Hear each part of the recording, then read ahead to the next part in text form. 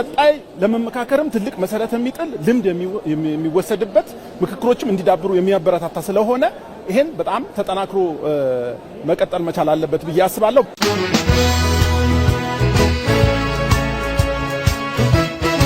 ሁሉን የሚያካትት የሁላችንም ፓርቲዎች ኢንተረስት ያካተተ ስለሆነ እያንዳንዱ የኢትዮጵያ ችግር ካለመግባባት፣ ካለመሰብሰብ፣ ካለማመካከር የመጣ እንጂ ሌላ የተለየ የለም።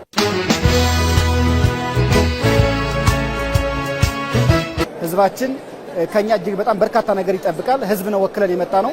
ብሔር ብሔረሰቦችንም ወክለን የመጣ ነው። የፖለቲካ ፓርቲ አባላቶቻችን፣ አመራሮቻችን ወክለን የተገኘ ነው።